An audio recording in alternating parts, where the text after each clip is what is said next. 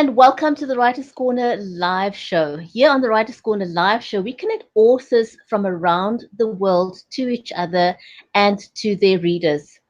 On the show, you will meet both seasoned as well as new and aspiring authors from around the globe. And our featured author for this week is Emlyn Brown.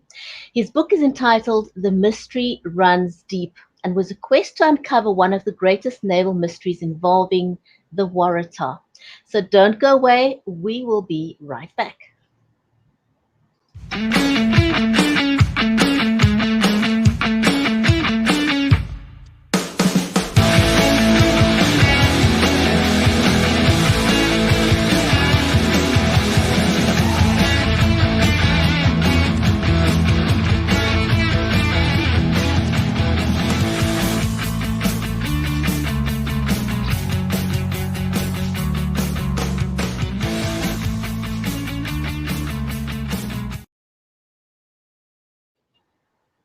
If you're just joining us, welcome to the show. I'm your host, Brijetti Limbanda. I'm a live video camera confidence coach.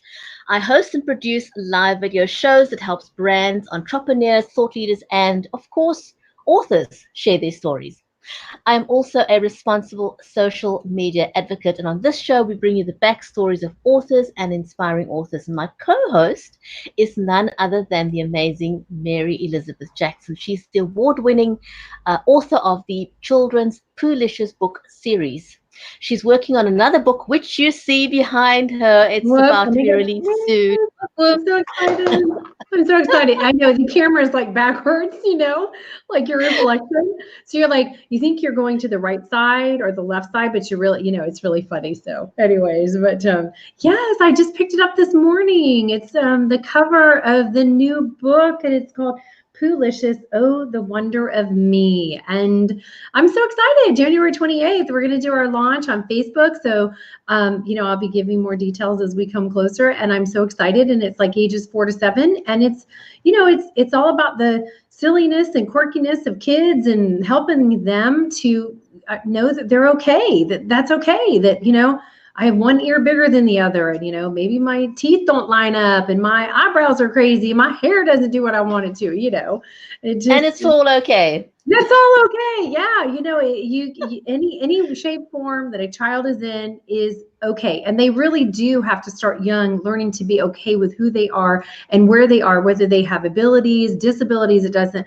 matter. They have to accept who they are in whatever shape or form that they're in, and that's important because that really feeds into their self-confidence as they grow and become, young, older kids and teenagers and adults, and they have power within them. Absolutely. And so our guest for today is Emlyn Brown. Mm-hmm. After more than a century, the disappearance of the steamship Waratah remained the greatest sea mystery of modern times. And apart from the period immediately following its disappearance, little effort was expended in finding its final resting place. Very, very strange story. And add to that the fact that it disappeared in a storm of frightening proportions, and it may have seemed like a hopeless task even going out of it. And so in the beginning, with no experience in the field, Emlyn set about climbing this nautical mountain one step at a time. Talk about biting the elephant one, or eating the elephant one bite at a time. Yeah. And he was able to, I know, right. And so he was able to slowly build this dossier on the Waratah and everything to do with her.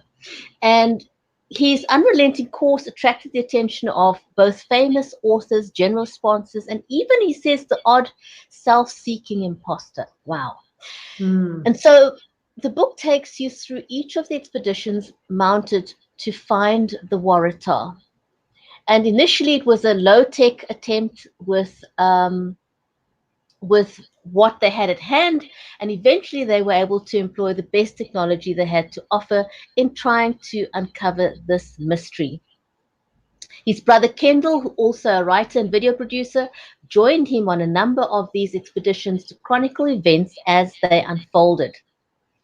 And I know his brother also helped him to edit his book, and he's currently working on a new one. But let's invite Emlyn onto the show, and we can meet him, and he can tell us more about the book and his upcoming book as well. Shall we invite him onto the show? Very exciting. Yes, I love these mystery things and finding things in the past. It's so exciting, isn't it? Absolutely. Let's invite him on. Yes.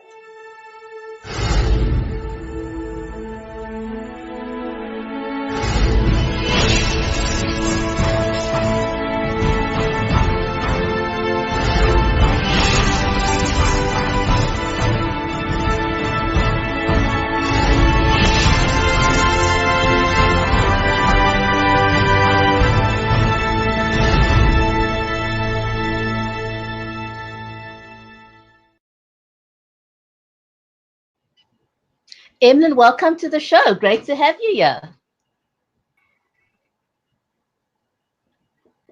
Thank you very much. Great pleasure. Hey, where do y'all live? Because he's in South Africa also, correct? Yes, he is. So how far are I'm you? in Greenpoint, Cape Town. Okay. How So far is that? we're about 15 minutes apart from each other. So Oh, it's fun. it's really close by. That's awesome. So Correct. cool. Yes, a native, right? Absolutely. It's fantastic to have some, we seldom have authors from South Africa. But I it's don't know. great. I don't know why. I don't know why. I have no idea why. I know we need to have some more on, and it's wonderful though, because I think it's so important for us to support local authors where, wherever you're living, you need to support local authors because they're working very hard and they're trying to get their work out there and they love and believe in what they're doing, and everybody has to have support to get on their journey. Correct. Very much so. So, Emlyn, this was a monumentous task that you embarked on. What was it about the Waratah that made you want to delve into this and find the secret behind what happened to it?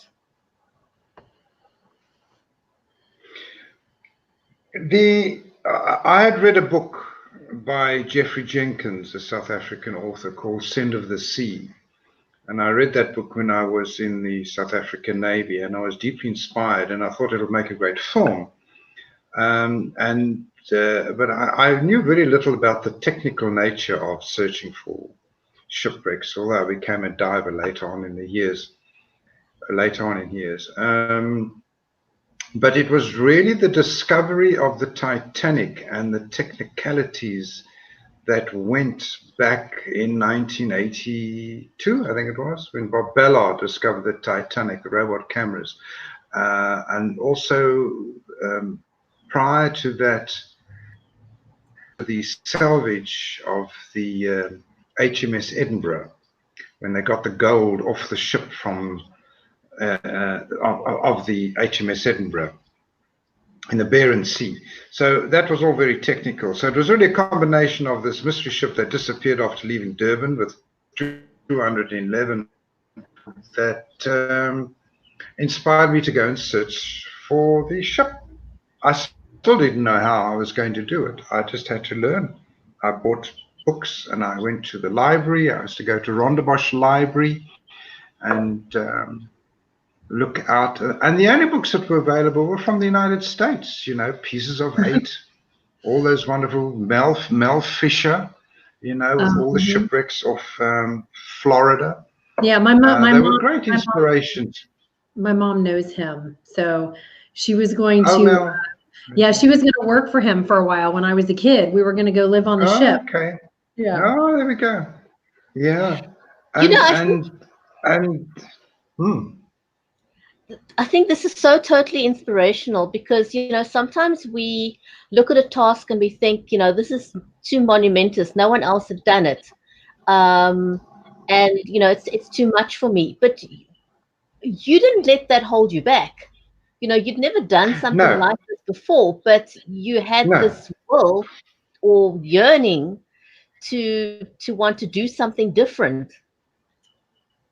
Well, it's strange because I had very supportive parents and brothers, you see. So it's very important to have the support and encouragement of people to feed your dream, because it can be a very lonely road. And they were always very inspirational in helping me. My father never lived, and my parents never lived to see the launch of the book. So my book is really honoring those people that inspired me to the books that I read then. I never for one moment thought that I'd end up writing my own book. And I actually did. That's awesome. So that, you know, and that book feeds into the readership and nourishes other people that want to do the same thing. Right, absolutely. How old were you when you... I was 18 years old. You were 18 years old? When I was in the Navy and I read that story. And so when did you embark on... 18 years old. I spent the first search. Well, of course, it was funding. You know, funding's always such a problem. And I approached about 17 people in South Africa, 17, 18 companies, and they weren't really interested. And then we had a television program called Sundowner many years ago, and it was hosted by Dorian Berry. And on the show appeared American author Clive Cussler, who had written the book Raise the Titanic. And he was in South Africa to do a talk at University of Cape Town Music School. And when my late mom said there was this author coming down to Cape Town, I reckoned that there would be only two places someone like him would stay, and that would either be the Mount Nelson Hotel or the President Hotel in Sea Point. So I phoned the Mount Nelson Hotel, and they said, yes, he's arriving at 2 o'clock. And I said, well, ask him to phone me, please. And he did. And that was a very long-term relationship. Was a very long-term relationship. That's amazing. That's amazing. You need to write about that. You need to write about that someday. I have. Okay. Well, I have. Well, he's written many books, and a couple of the books I've appeared in his books. I'm a character. Oh, fun. In one of his books, and Captain Emlyn Brown. And then I started the Numa organization, which of course is a non-profit foundation in his books. I started the Numa Foundation in South Africa. So the Waratah was under the umbrella of the Numa Foundation in South Africa. Wow. And but it's been disbanded now. And we've all moved on. And I had funding from the UK as well. I mean, these are very expensive operations. And I reached the dream of going down in a submarine, but unfortunately it wasn't a shipwreck.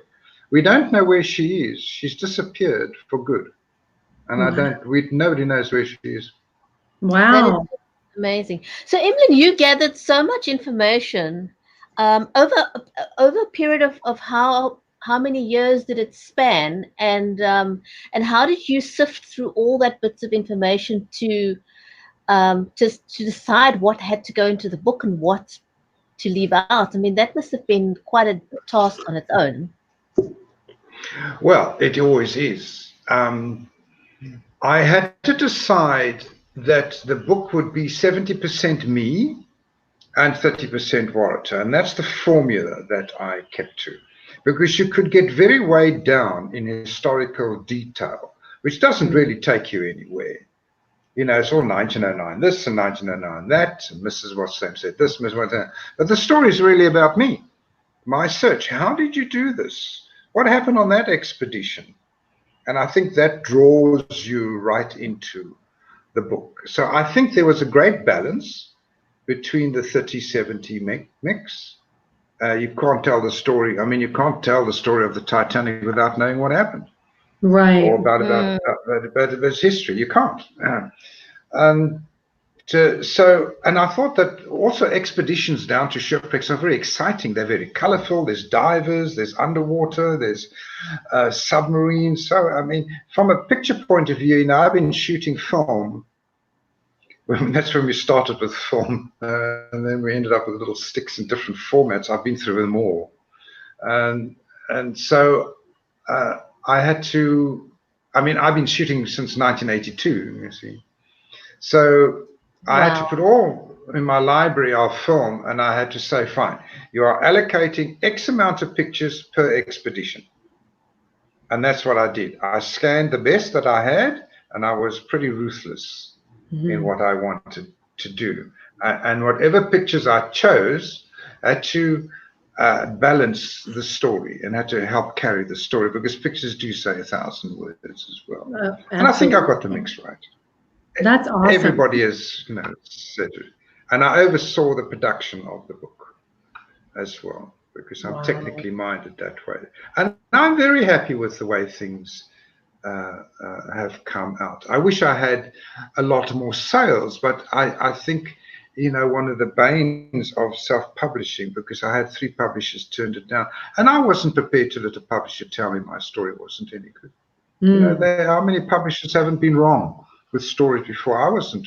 The only problem with self-publishing is that you need good marketing muscle in order to get the numbers on the book sales.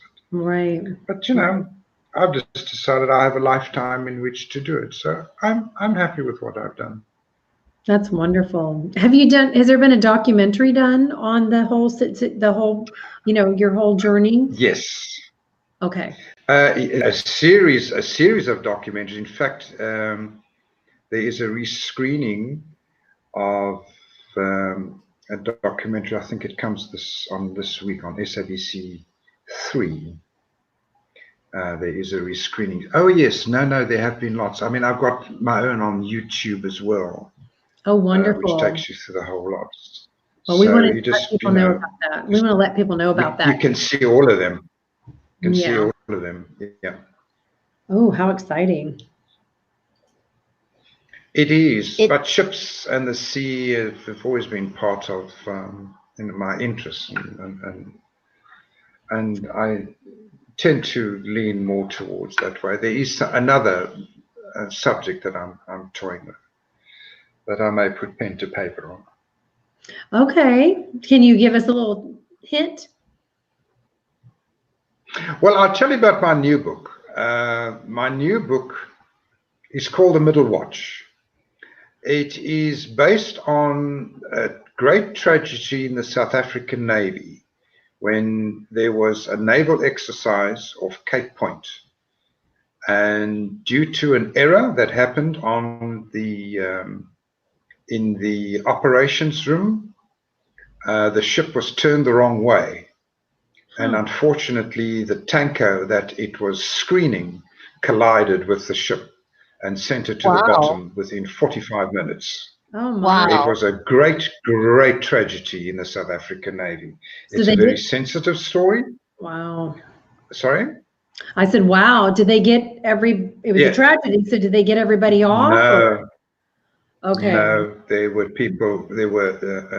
chief petty officers trapped in the mess where the ship collided, and they went down. They were trapped. They went down with the ship.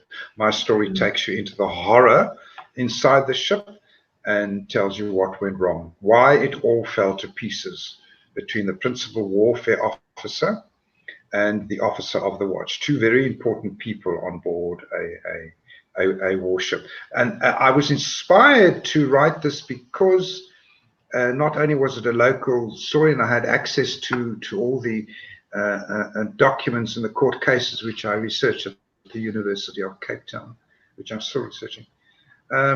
But there have been a spate of naval accidents, especially in the United States of America. The USS Fitzgerald were disastrous accidents. Submarines, nuclear-powered submarines surfacing under fishing boats in the South Pacific, and all due to incompetence, lack of training. We've had a Norwegian warship that ignored all the signs of a tanker approaching it, and the tanker collided with it and rolled the ship over.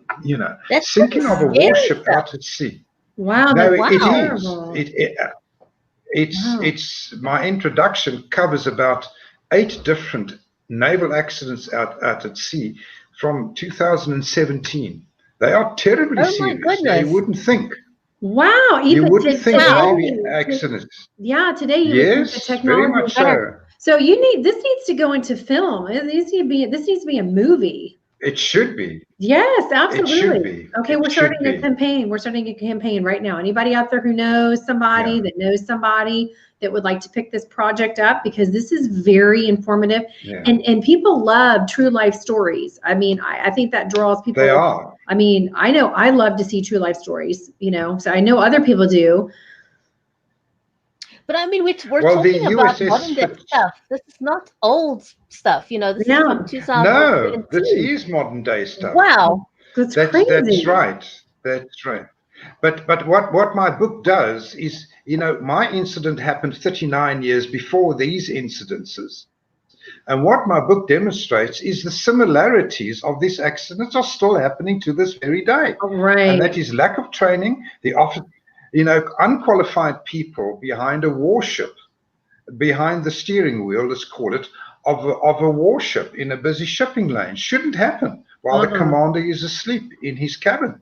These things should never happen on board a warship, especially on a warship which has all the latest navigation that you can think of. But they do. And there are great tragedies. The USS McCain and the USS Fitzgerald were terrible tragedies. It's 15 almost, young people that were taken in instance. That's terrible. You can't believe that in this day and age we still have stuff such as human error. Well, I don't know if they're really human error or just pure negligence. Right.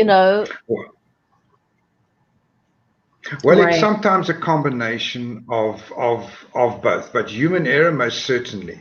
On a warship, on a naval exercise or maneuvering a warship, if you take your eyes, or any ship for that matter, if you take the eyes off the ball, you can run a ship aground and crash into somebody, or somebody can crash into you. It's actually as easy as that. And I've been out to sea on many ships, and I've studied coastal navigation and watched radar screens.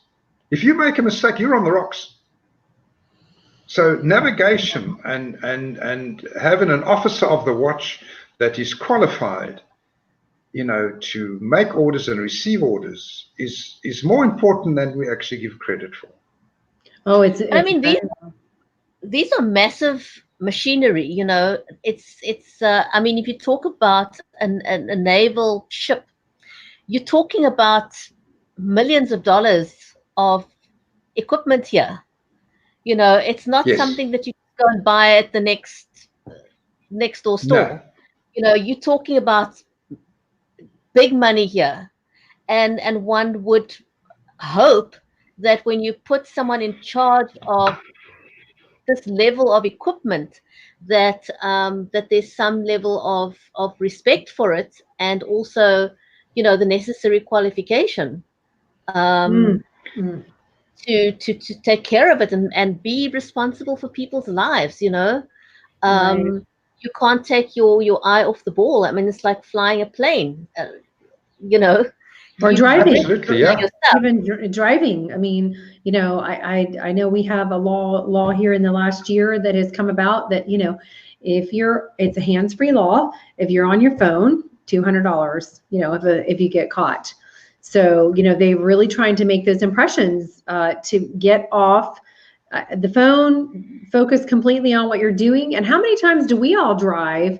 And it's like you're distracted for a split second, and in an instant you can see how, boom, something could happen. And things do happen like that. They catch us off guard. Sure. Even when we're paying really good attention, that can happen. It literally just it takes a split second of distraction. Yeah. It doesn't need to be a big distraction. It's not like you need to watch a movie while you're driving or steering a ship or flying a plane. It can literally just be looking down at your phone or Yes. just it's just means that for a split second you're not focused the way you need to be. Right. Well, to give you a little example, in the case of the Norwegian frigate, these ships cost billions of dollars to make. You know, we don't talk in millions now. We're talking billions of dollars to build these ships. And are we still on air? Yes.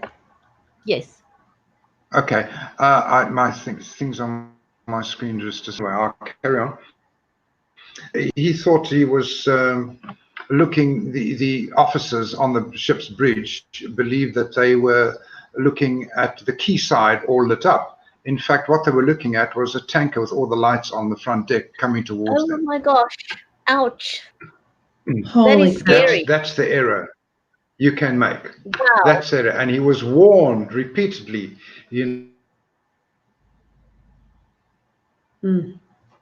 It's awful. Oh my goodness. Well, the Titanic was warned too, weren't they? And they didn't listen. And you know, human error is awful. I mean, just a terrible. I mean, look at the terror attacks and things that have happened, and there have been warnings, and they haven't heeded the warnings, and then looked at the disasters that have happened. So, you know, it's so sad. And he's completely right.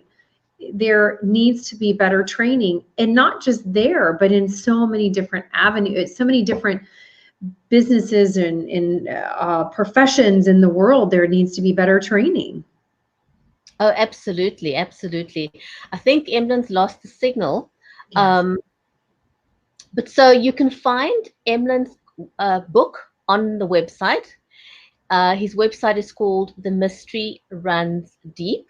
That is his website, and that's the name of the book. So go and have a look at The Mystery Runs Deep. He's also got a Facebook page called The Mystery Runs Deep. So you can connect with Emlyn on his Facebook page, The Mystery Runs Deep, story about the Waratah and his quest to find it. And I think, you know, I mean, I'm so excited about his new book. I know, I can't wait, because it's so relevant. Like, I mean, it's happening like just in our recent past. So it's amazing. I mean, I can't wait to read it. And I hope that somebody will pick up this story and take it and run with it and make it into a film, because this is stuff that, you know, we need to know about. The public needs to know about and to see, and support things getting better in that, you know, that area of the world of ships and sailing, and just all that enterprise. We need, you know, they need support too, going, hey, okay, we're not gonna stand for this anymore. We don't want this to happen. I mean, the families that are mourning the loss of their family members, I mean, that's terrible. And so, you know, we'll support him, and anybody out there listening. And I know we want to say hi to Lillian. She kind of popped in and said hi a little bit ago, and we're glad she liked she did, and we're glad she liked the conversation. And I know I'm going to tell my stepfather to watch, because he was in the military and is a big fan of ships, and I think he'll be a fan of Emlyn's. So I'm glad he got to come on today. I'm sorry we lost him, but you know, it is the nature of things that happen sometimes. But you know, we want everybody to support him and buy his book and tell somebody to make a film. Absolutely. I think Emma's trying to connect again, so let's see if you appear. So again, if you were watching the show, we were talking about Emlyn's book, The Mystery Runs Deep, about the Waratah, and he's busy working on his second book called the SAS President Kruger, another naval ship that ran aground off Cape Point in 1982. And I think Emlyn's here to just before we close off. Emlyn has been able to join us again, and there we are. Sorry about that. I had no idea what happened. No worries, no worries. Okay. Emlyn, I was saying people can connect with you on Facebook, and your book. Yes. They can also reach you on, you know, via the website. Correct. Any final words in closing? Well, the President Kruger sunk in 3,000 meters of water, so it's a bit of a nightmare trying to get down there. It's as deep as the Titanic. So I'm taking on a new way of exploring a shipwreck if I cannot get the funds to do these things. They're very expensive operations. So I'm talking to somebody in San Diego where we're going to propose to build a model of the actual shipwreck as to what the shipwreck would look like now on the seabed. Yeah, very cool. And then what we do is we build a model, and then we use macro photography, and we image the shipwreck the way it looks, and we use special effects and that sort of thing. So I can take you down to the shipwreck and show you what it looks, what the warship looks like now.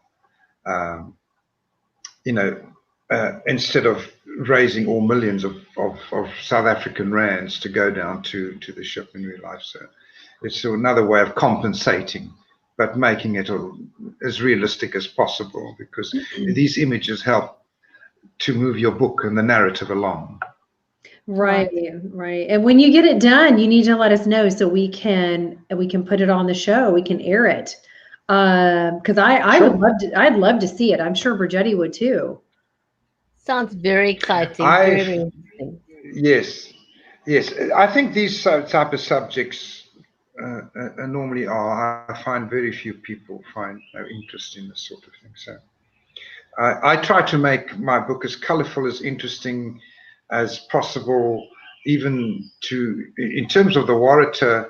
The picture that you see on my Facebook site is actually a model of the ship, which was turned over and then filled in with a background of high waves, and then given it to an artist to make it look realistic. So I tried to breathe a lot of realism into my narrative. You don't just get blank pages. You get images that complement the story and help carry it along. So I draw you into my book. And I hope I've got the balance right. I think you did perfectly well, and we look forward to your new book. We're out of time, so thank you very much to everyone who's joined us today. Emlyn, thank you for being such a great guest. We look forward to your book, and thank you. We want to wish you all a great week ahead. We'll see you back next week, same time, same place. From me, Brigetti in Cape Town, it's goodbye for now. From Nashville, Tennessee, it's Mary, and goodbye. Bye-bye.